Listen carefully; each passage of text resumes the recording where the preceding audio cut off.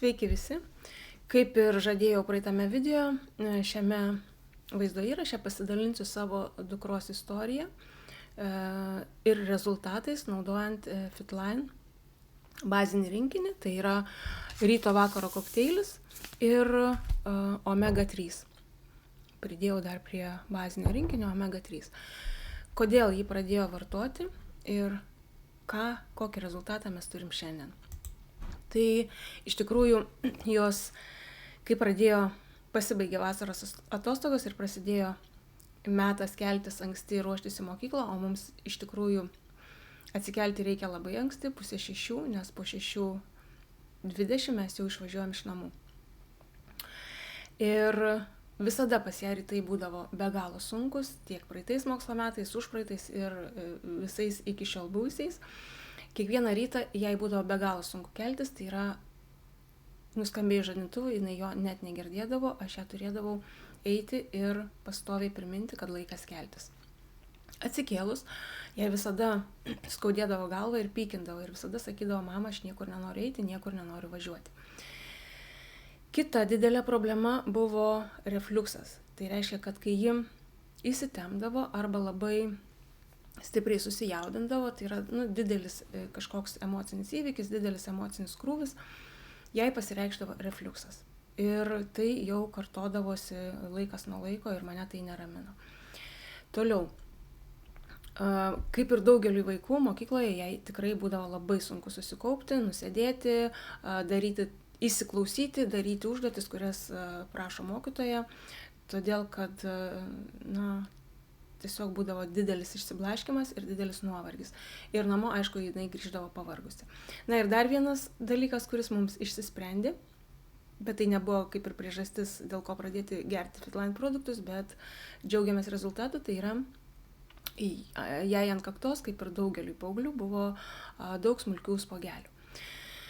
Tai pradėjus gerti, po savaitės, kaip minėjau, gėrė bazinį rinkinį, ryto vakaro kokteilis plus omega 3, nes omega 3 yra ir priešuždegiminis ir taip pat gerina smegenų veiklą. Power kokteiliai yra Activaiso, kuris padeda koncentracijai ir gerina nuotaiką.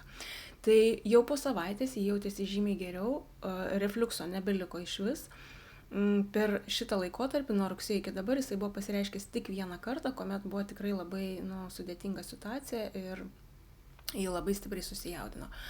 Daugiau refliuksas nepasireiškė. Ji žymiai mažiau įsitempusi, daug labiau atsipalaidavusi ir gerokai linksmesnė. Ir kas man labai labai patiko, tai kad ji keliasi pati nuskambėjus žadintuvui. Ir ryte nebėra įprastos būsenos, nebėra žodžių, mama man pykina, man skauda galva. Yra tiesiog atsikėlimas, ruošimasis, rytinis kokteilis ir su linksma gera nuotaika mes iškeliaujam į mokyklą. Toliau, maždaug po mėnesio susitvarkė ir veido oda, tai yra nebeliko spogelių. Kakta pasidarė švari. Na ir dabar iš tikrųjų niekada praktiškai nebegirdžiu, kad skaudėtų galvą, kad ji pavargusi, kad neturi nuotaikos. Iš mokyklos grįžta pilna jėgų, energijos, žaismingai ir linksmai nusiteikusi ir turi pakankamai dar, kaip pasakyti, jėgų skirti savo mėgstamai veiklai, skirti kitoms veikloms. Tai ji iš tikrųjų jau senokai jodinėja ir mes nupirkom jai žirgą. Ir tai reiškia, kad ji kiekvieną dieną po mokyklos keliauja pasirūpinti savo žirgeliu, pravaikyti, pajodinėti, išvesti į levadą, pamaitinti ir taip toliau. Na ir ką noriu dar pasakyti, kad savaitė iki švenčių pas ją buvo labai labai įtempta. Tai yra žirginė susirgo žirgyno trenerės ir paprašė jos pasirūpinti dar 3 žirgais. Tai reiškia, kad ji ir taip kiekvieną dieną jau eina į žirgyną ir rūpinasi savo žirgu ir dabar savaitę laiko ji turėjo pasirūpinti iš viso 4 žirgais. Ir jau vakare parėjusi jis sakydavo, mama, aš pavargau, mama, man visko per daug. Aš suprantu, kad vaikui tikrai yra labai didelė atsakomybė ir labai didelė našta rūpintis 4 žirgais, tai yra tikrai suaugusio ne kiekvienas suaugęs tiek pavežtų. Ir penktadienį atšventusi mokykloje kalėdinį vakarėlį, grįžo namo ir aš jau matau, kad mano vaikui nėra gerai. Yra raudoni žandukai, padyrusios akytės, jis sako, kad jai skauda galvą. Ir ką mes padarėm, taip pat koją sukišom į karštą vandenį su druska ir soda.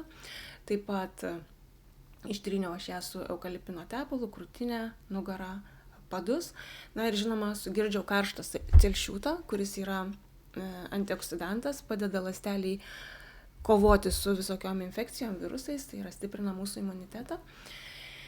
Ir ji užmigo ryte, ji atsibudo su aukšta temperatūra ir visą dieną miegojo, išskyrus tai, kad atsikeldavo truputį išgerti karšto celšiuto, aš jai daviau jau 4 kartus per dieną.